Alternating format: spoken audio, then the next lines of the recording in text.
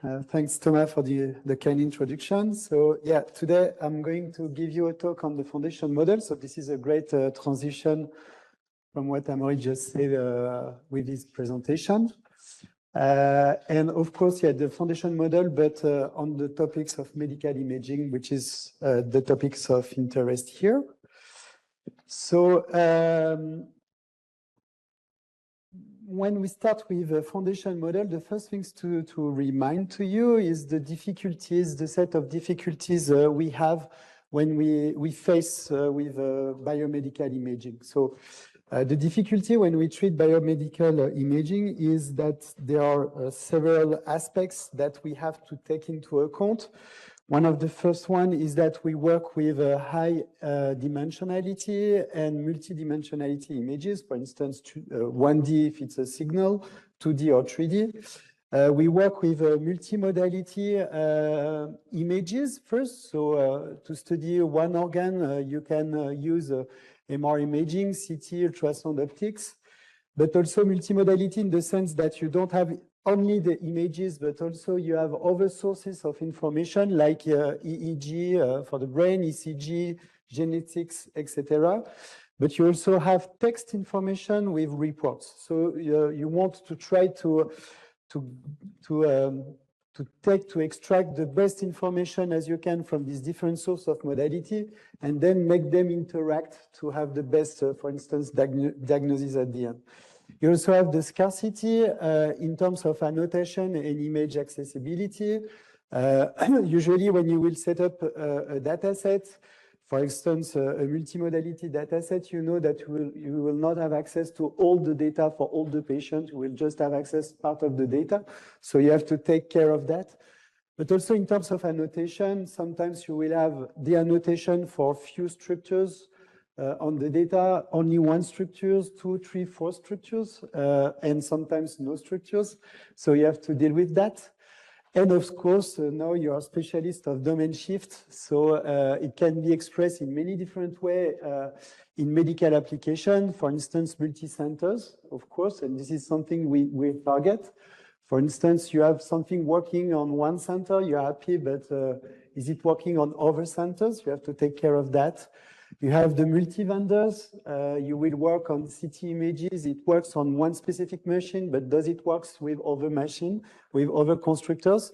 And is it stable against acquisition settings? Of course, during the clinical application, the experts have the possibility to tune the machine. So you will have different aspects of your images, and you should work whatever the aspect of the image there are. So this is all the problem, and this is great because that's why I am here today in front of you, because if there are problems, there are people to try to solve them. And one way to do this is foundation model. Or to try to face it, is foundation model. So one key that you have to remember with foundation model is really the needs for generalization. Okay, so foundation models are there to try to solve the problem of generalization. This illustration, so I'm working a lot on echocardiography or cardiac imaging, I would say, but more specifically in echo, but also in MR. And these pictures really illustrate what we are doing right now, most of the time. Usually we start with a pilot study, so with a small data set, I don't know, some few hundred patients. We do the annotation, we do the segmentation, we learn from it, and we show that it works, we're happy with that. So this is what I name a pilot study. But then we want to go to a bigger data set, large-scale data set, and try to see if it generalizes or not, and if not, how to make it generalize on it. So this is typically domain adaptation. But also you have done a work for the heart in ultrasound, and you don't want to throw it away. The question is, are we able to use the work that we have done to, for instance, segment the heart in ultrasound, but now we go to MR imaging. This is still the heart, seeing in different view with different image quality, as you can see. Can we start from this to be efficient to go on that domain? So the definition of foundation model is models that are trained on large-scale data sets. Okay, so by the time you go to foundation model, the numbers are very important. So during my presentation, I will provide as much as I can numbers just to show you the dimension of what we are speaking about. And the goal of the foundation model is to adapt on multitask with little or no fine-tuning. Okay, so this is the time. And there are a lot of methods that has been proposed to try to deal with that. We are starting with CNN, so the convolutional neural network. I know that yesterday you had some courses on it. I will just briefly remind you in the next slides what I'm speaking about when I say CNN. But CNN, people have tried to use CNN to go on foundation model. Then there has been the transformer method that has been proposed, and this is currently the key one that works well for foundation model. But as you will see, there are limitations, and now there are methods, for instance, in-context learning method, that try to mix both of them to try to take the benefits of the two to have something even better. And unfortunately, I will not have the time to discuss about in-context learning today. But I just wanted you to know these words. Maybe you will read it next time, and you will remind my presentation. So before foundation model, what we do is that we have an application, for instance, here CT images. We want to segment, for instance, the lung. And so we set up a data set, we learn a specialized model, and we have the results. Then we have another application, for instance, cardiac imaging in MR that we want to segment. We train another model from scratch, and we obtain something, and we are happy. After foundation model, the idea is to say we take all the data for all the different structures of the human body, for all the different modalities that exist, and we train only one model. And by the time that it is trained, we want directly to do what we say zero-shot inference, meaning that there's no training at all. Now there's a new application, I directly apply it, and it works. Or we accept to do a few-shot learning, meaning that we accept to still segment for a new application, very few cases, 5 patients, and then learn from it with few-shot learning to adapt the model to these new specific modalities.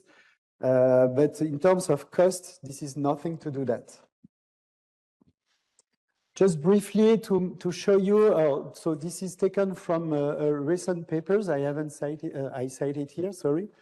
So you can just see the increase of interest in the community of foundation model. FM is for foundation model, compared to the publication of other papers with the topic of deep learning, machine learning, or AI in general. I will not enter in detail. Just this figure is just to show you that in 8 months, between 2023 and 2024, there's, of course, a lot of papers in foundation model that has been proposed, but some of them are very key that I will discuss today. And you see, it's very recent. And all those models has been proposed in less than 1 year. Okay. So now I will enter a little bit in the techniques, and after that I will show you a lot of examples if I have time. Just to start to understand the transformer theory, it's important, I guess, to go back to the CNN, so the convolutional neural networks, and how it is built. So normally this is something that you have information yesterday. So just to remind you, so this is a conventional CNN model called UNet that is really the key in many medical applications. So you start with an image, you will encode the information, you will decode it, and at the end you will get the segmentation. And how to do that? The key is the convolutional operation. That is to say that people know far before deep learning that filtering is key in images. but how to choose the kernel, the weights of your filter, which is modeled here in gray. And the basic idea of convolutional operation is to learn those weights, okay, automatically, okay? So by the time that you have learned the weights, here 3 by 3, you can apply it to your input image, and you will get one feature here that you see in orange, okay? You only have to learn this number of, if you have a size of 3 by 3, and if your data as input is color images, you only have to learn 3 by 3 by 3 plus 1, this is a bias weights. So 28 parameters to create one feature characteristic here. You will do this a certain number of time, okay? So for instance, 16 here, and you will create, so you have to learn 16 filters, and you will create what we call a feature map. And this operation that you can see here correspond to those operations that you see here in orange. So for instance, here there's two operations to create first feature map and then a second feature map, okay? And for this operation, the number of parameters that you have to learn, you only have to multiply by 16, and so this is around 500 parameters to create one feature map. And then by the time that you have done that, so you see, you start to create new information automatically because this is learned. And the idea is to concentrate the information to force to create useful information for your application. So the concentration is key. And the way to do it is very simple. You just don't scale your feature map at one level. So there's nothing to learn here. You only downscale your feature map on the space dimension, and then you repeat the process. So this is the encoder. And then you have the inverse operation that you have to do. By the time that you are here, you want to go up in terms of spatial dimension. And so to do that, it's very simple. You will learn another filter, 3 by 3 again, here in my example here, that will allow you to learn the deconvolution. So to go from one feature map with a specific dimension in space to multiply this dimension by 2, so to go from this to this. And in my example here, this operation will cost 300,000 parameters. And so this allows you to go up. You mix the information at the same level. So this is what we name the skip connection. Then you apply convolution operators, deconvolution, skip connection, deconvolution. And at the end, you will force to have the correct mask. And this is what you optimize with a loss.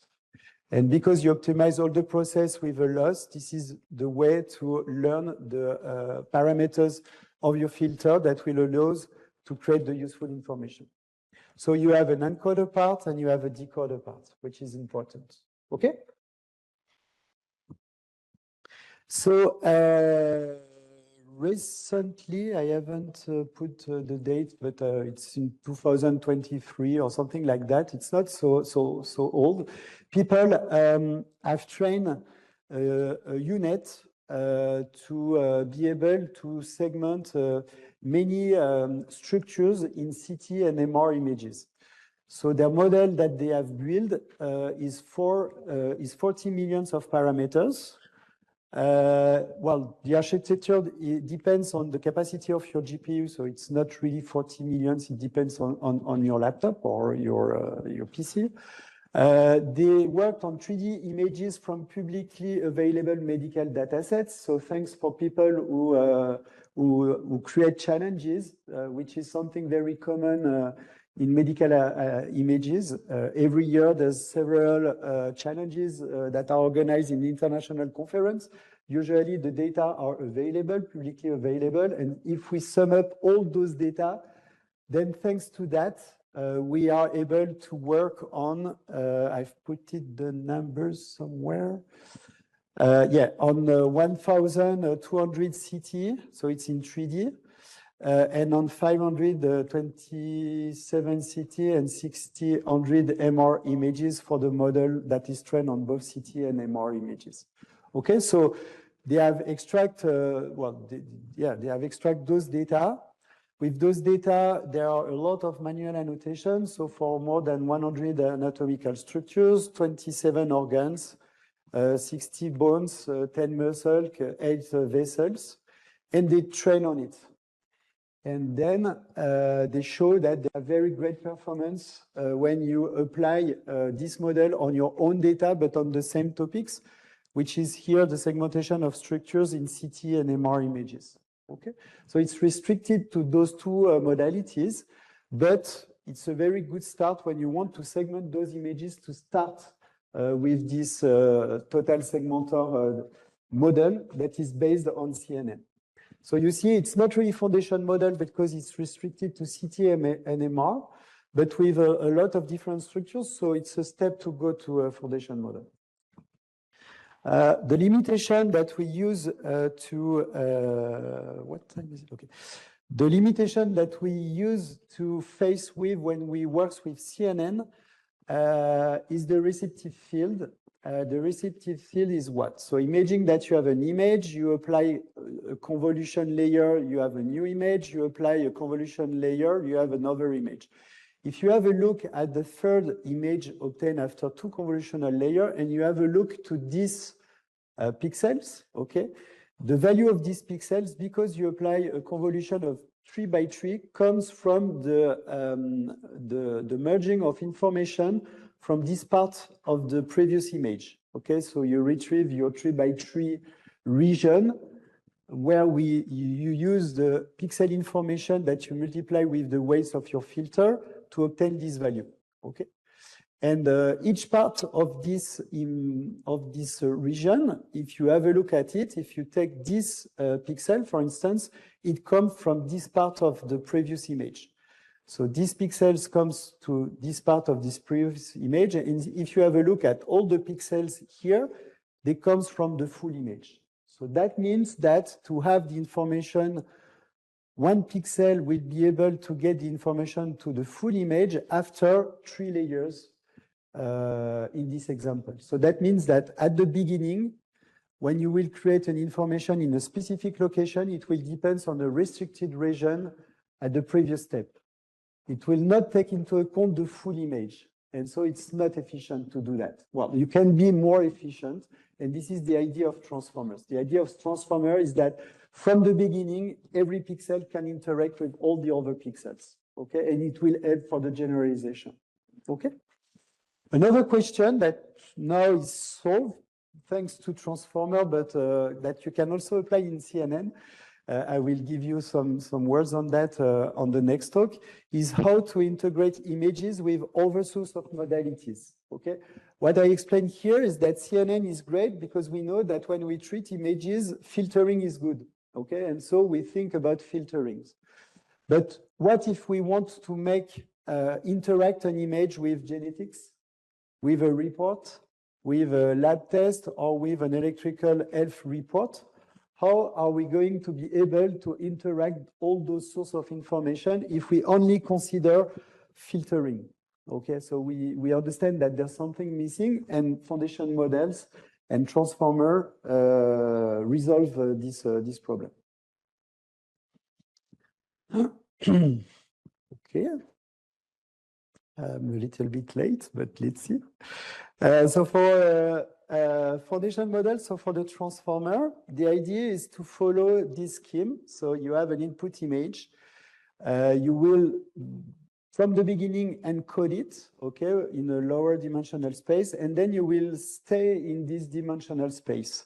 You will create useful information. There will be an encoder part. There will be also a decoder part where we can mix information either only from the images or with other source of information like a prompt, text. So here there can be text. Here I modelize it with user interaction where we draw bounding box to segment things inside the bounding box.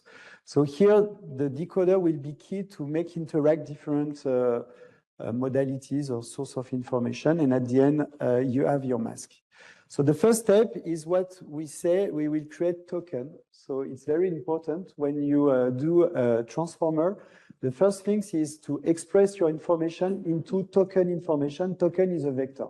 Okay, so everything is token in transformer. text will be tokenized, so it will be a token. Image is tokenized, it will be token. Bounding box will be tokenized, it will be token. And so since everything is token, you can make them interact between themselves. So for images, you will first have your image and decompose it as patch. So here 16 by 16. And each patch will be encoded as a vector, so the token, by learning a simple linear projection. Okay, so this is a matrix that you will learn to go from your patch to your token. Okay, so in my example here, if the size of your vector D is 768, and the size of your patch is 16 by 16 by 3, if it's color images, this matrix that you have to learn is 600,000 parameters. Then the same matrix that you have learned, you will apply it to the different patch. So one patch will be one vector.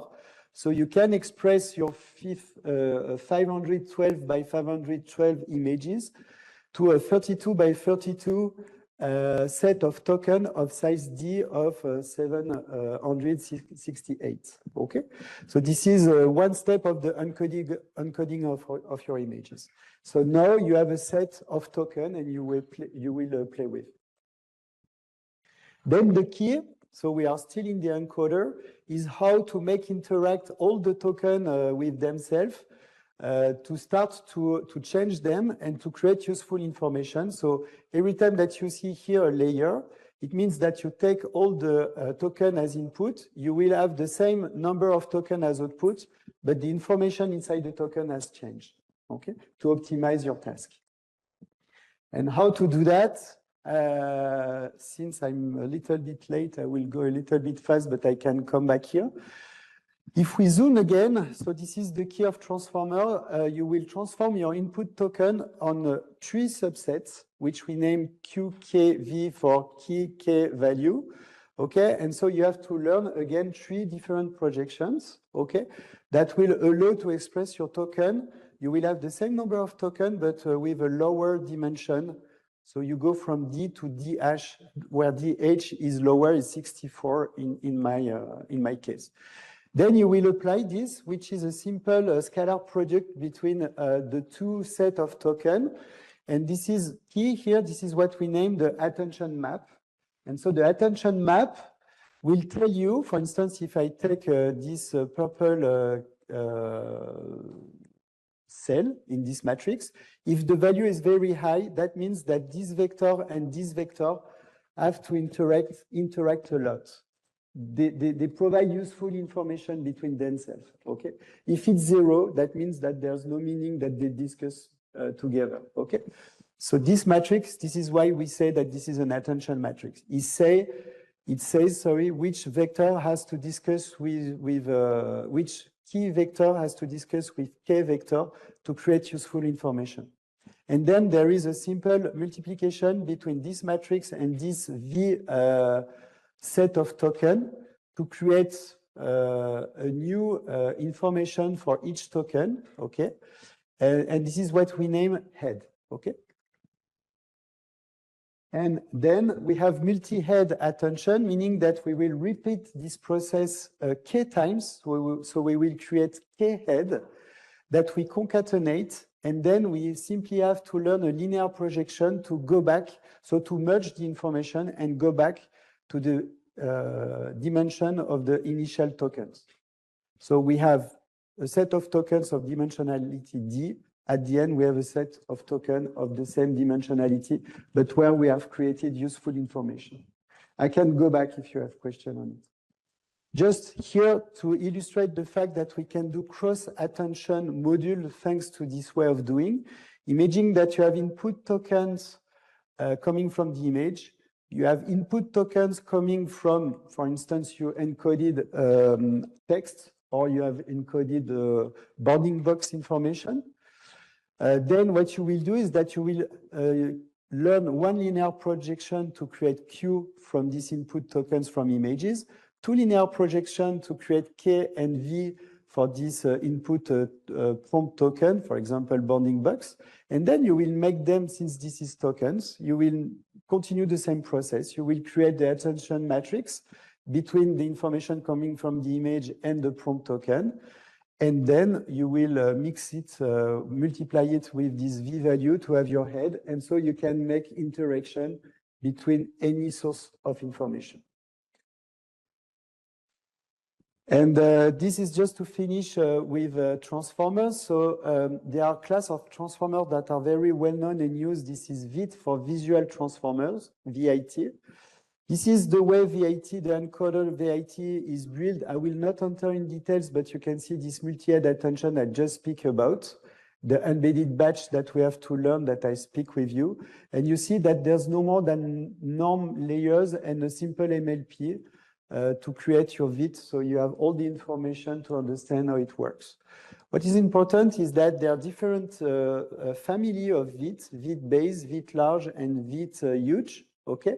And this is the corresponding numbers. So the number of layers, so you will repeat it L times. So the number of layers 12 means that you have this 12 times. D is the size of the token. So depending on VIT large, for instance, it's 1000, or VIT base is 768. You have the number of heads, since this is a multi-head. And so this is the final parameters that you have to learn. And so as you will see, now I will give, what time is it? Okay, I will give examples. No theory is done. I will only show you examples. I will say if they use VIT B, VIT L, or VIT H, so you can understand the dimensionality behind that. So the first model that is well known, that is based on these structures, is MedSam, okay?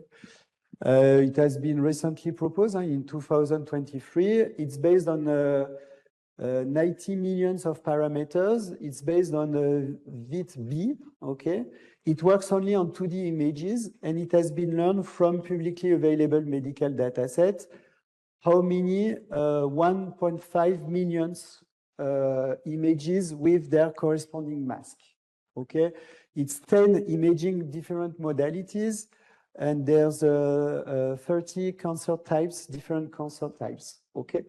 And MedSam is based on user interaction segmentation. That means that you have to interact with the image to do the segmentation. And how to interact? By defining bounding box, okay? So you select bounding box, and then automatically MedSam will segment the structures that you think he has to segment inside the bounding box. So this is the kind of segmentation you can obtain. But again, this is user interaction. You have to define the bounding box every time. But it should work whatever the modality, whatever the structures. More recently, there has been an extension of MedSam that has been proposed, which is MedSam 2, where the idea is to say, okay, MedSam was designed for only 2D images. We want to go to 3D images or 2D plus time images, okay? 2D plus time images, it's a video. A video, you can see it as a 3D volume with a dimension which is time. So this is the reason why they can apply this model also for 2D plus T. I will not enter in details, but what you have to remind is that they start basically from the idea of MedSam, and what they had is a memory attention. Okay, so the big thing is memory attention. Memory attention is very simple. It's like the attention that I give you, the ideas just before, is to say that we keep in mind the segmentation of one slice, and it will interact in my memory attention to guide for the segmentation of the next slice. Okay? And so they use attention mechanism to do that, and this is what they name memory attention. So if you want to segment 3D images, you will start at the middle slice, you segment it, and then you will go up, you will go down.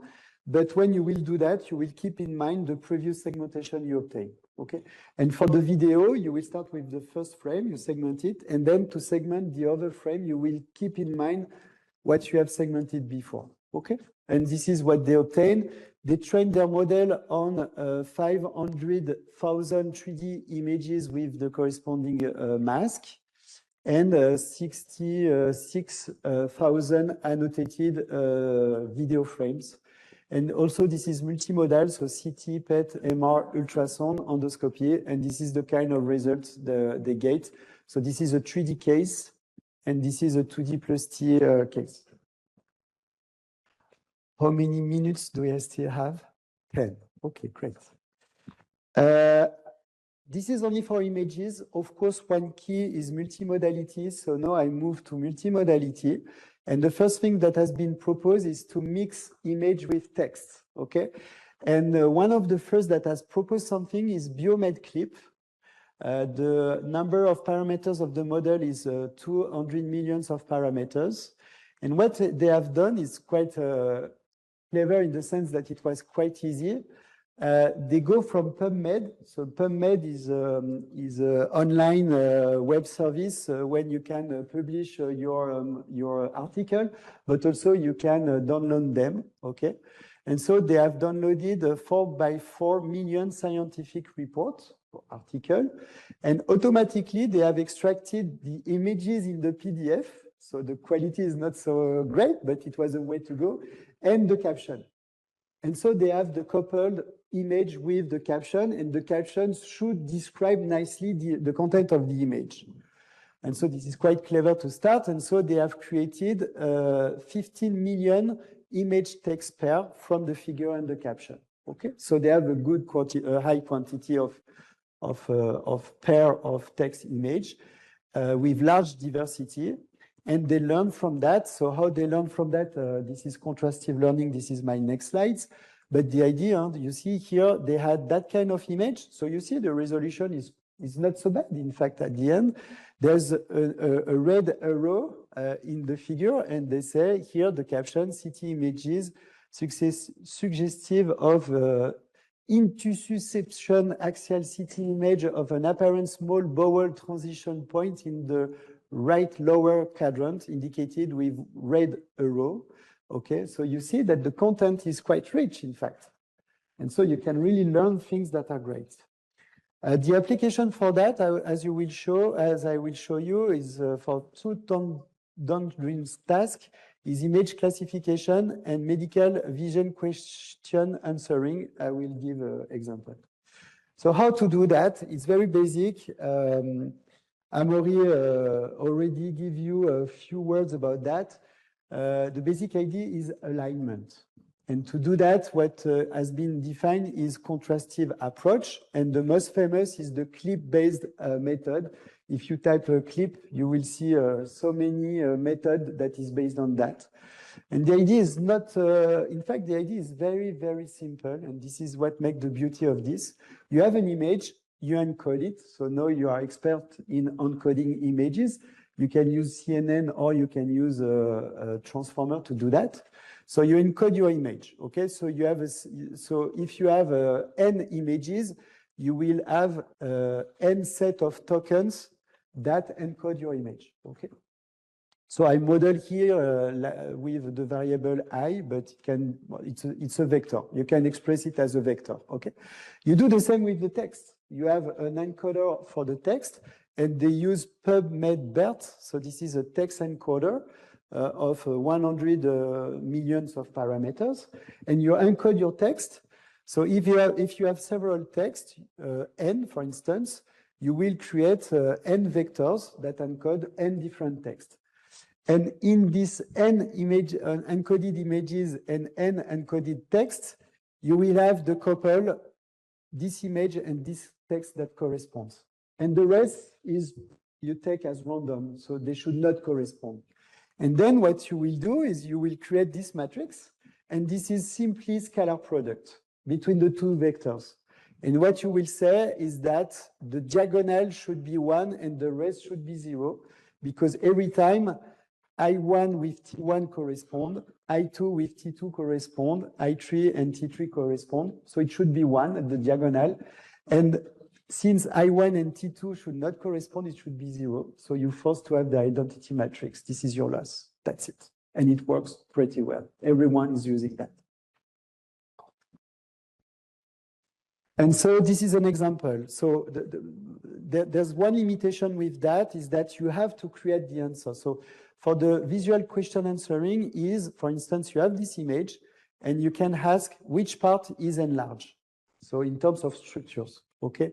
Here it should be the myocardium. The myocardium should be thicker, and here it's not the case. So you ask this question, so you have this image, and based on this question, manually you will create different answers. Okay, so the myocardium is enlarged, the left ventricle is enlarged, the left atrium is enlarged, no structure is enlarged. Then you encode the text, you encode your image, and you take the maximum value at the end. And that will say, okay, the good answer is the myocardium is enlarged. Okay. So this is a way to do, but you have to create manually the answers. So this is one weakness of this method. Maybe I will finish on it because I will explode the time, no? 2 minutes? Well, I will maybe finish on it. It's okay. And then the conclusion. To go on the difficulty I just said, recently there has been a set of family of method, and this method belongs to this set, is BioMars. So it's based on 600 millions of parameters, and it will allow us to do segmentation, detection, and recognition. Okay, it has been learned from 1 million images across 9 imaging modalities, all with manual or semi-manual segmentation. Okay, so it can be learned in supervised learning. And yeah, I will not go too much in details, but this is the distribution, the repartition of the different type of modalities in the dataset that they use to learn their model. And what they propose is that, so you have your image, you encode it, okay, using a VIT-L model. You have your text, you encode it with a PubMed-BERT, and you have your corresponding token. They use a specific mask decoder, I will not enter in detail, and you have a simple MLP here to do classification. And then what they learn is this, so you have the images, you have the corresponding text, pathological cells of neoplastic origin in the liver tissue. Okay, so this is the reference. Here you will guess among brain anatomy, histological structures, fluid distribution. You have to understand from this image what kind of images it is. And you have the mask. So you will mix this information to both perform the correct segmentation and the correct guess of the type of the nature of the images. And they learn on a lot of data, but you see it allows to mix image and text. And so if you go on the website, you have a lot of illustration. You see, we go on what we want, in fact. We have an image, we want to interact with the image with text, but also with voice. We can imagine to speak, to translate that with text, and so to interact directly with the image. And so here the text is, okay, I will wait that it starts. So this is a brain image with tumor. Find the whole tumor core. This is the results. And just the enhancing part of the tumor, please. And it refresh the segmentation results. Okay.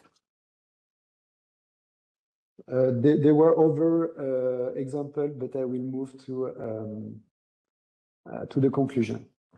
So the conclusion of the foundation model is that they are well suited for semi-automatic annotation. Okay. This is a good start if you want to start to build a data set to train a very specific model. Maybe it's nice to use a foundation model to help you to annotate in an accurate way your data set, then to train a specific model. It has shown strong generalization across tasks and modalities. And as I said, this is a very powerful starting point for downstream tasks. But still, the performance of those methods are less accurate than task-specific method. Okay, clearly. The efficiency of integration of multimodality, even if I show you a successful example, remains an open challenge with a lot of research work on that. One of the big problems is the explainability of those models, because everything is interact with everything from the beginning to the end. So at the end, to understand exactly what's going on, it's a nightmare, okay? And so clinical adaptation remains essential if we want to apply those methods to clinics. This is really not the case, and we are far from that, okay? Thank you for your listening. Thank you.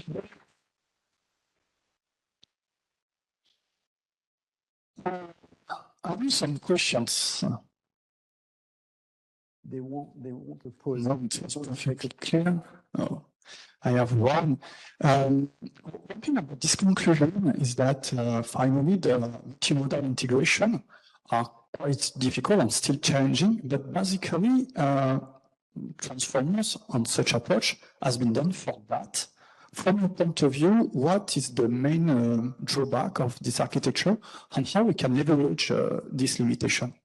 Honestly, I'm not sure there are drawbacks. I think one of the key is the amount of data and how to say, the degree of information that the text provide and fit well with your images and the image content.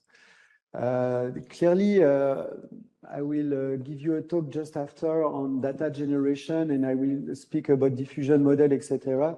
Right now, there's a lot of application like Midjourney or whatever, or you type a text and it creates you a very great images that fit well with your text. So it's definitely, this is the same architectures.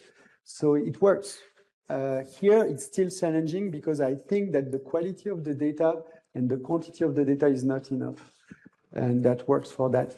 Maybe also it's more difficult because we used to work on 3D images and Midjourney, etc. is on 2D. So of course you face more difficulties when you go from 2D to 3D. But theory says that if you have the quantity of data, it will work. So it opens ethical question because there's, well, I can tell you that clinical experts don't really like that because they are scared to be replaced by those techniques. I haven't had the time to discuss it, but the last application I wanted to show you is the automatic generation of reports. And really, there's so many people working on that right now. You do an exam, so here it's an echo exam. You have 40 different images that has been acquired. And then automatically the models do a report as an expert and say there's a problem here, the valve should not move like that, the ejection fraction is 56, it's cool, etc. So of course, no explainability, but do it. So yeah, if you have enough data, maybe this is quite okay. And so you can reinvent the medical way of applying medical application in a society. So it opens very ethical questions. Yeah, sorry. Okay, I have one question about domain adaptation. What about if you have trained a foundation model on a lot of images, okay, with some experimental setups that you have. What would happen if you have a new experimental setup, for example, a new machine which has a new characteristics? What happens with the foundation models? Will it work, or do you have some adaptation problems? This is more or less, I will use the words that Amaury just said. Of course, it will depend on the separation of your two distribution. If they are close, you can expect that it will work well. If they are too far, you can expect that something happens. And so you will go to a few shot learning by saying that you will annotate few cases. And there's a lot of works that tell you how you will not retrain the full model. You will either retrain part of the model, or you will integrate a new module to not to learn everything, but to learn key part of the model that will help you to do the domain adaptation. So this is what we name LoRa. If you type LoRa, you will see many things on that. So it's a way to adapt it, but using few cases. So usually the first things to do is to try to see, because you don't really know if the distribution will be close or not. And if it's not perfect, then you can go on that. Yeah. Yes. So, sorry, my question is, it's more a comment that, so MedSAM is based on SAM, which was supposed to be, let's say, the bigger foundational model, with the promise that, okay, it works zero shot, whatever. Yeah. But then we have the necessity for MedSAM because SAM doesn't work as well from the results. You can see it doesn't work as well on medical images because there's the domain shift. So now MedSAM, they adapt it to the medical domain.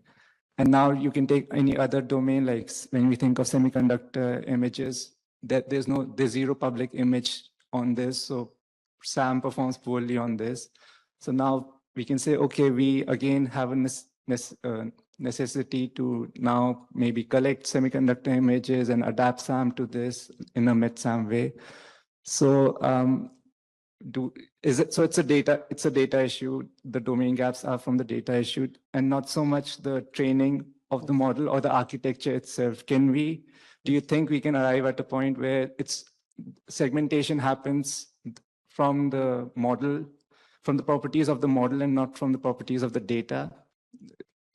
Do you see my point? That we generalize segmentation, just this, if you think of task of segmentation, it's just if we focus on the training recipe and the architecture rather than the data. Or else will there forever be this loop of another domain and need to adapt it and always domain gaps? Yeah. It's a very great question. Just if you know SAM, it's very interesting to see how they were able to have the final SAM version, because what they do is that they keep the same architectures.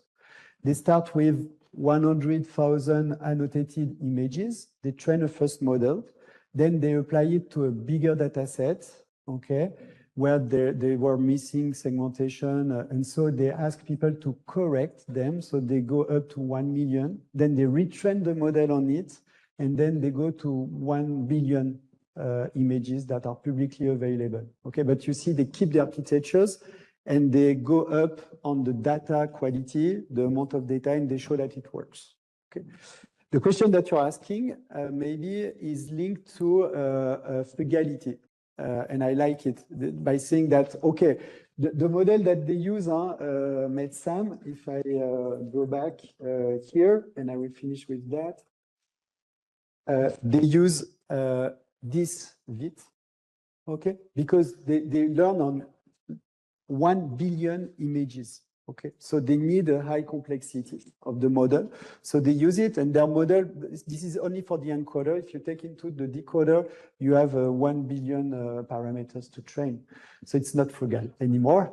And for learning, okay, but then for inference, you have to go to all these parameters. So there works.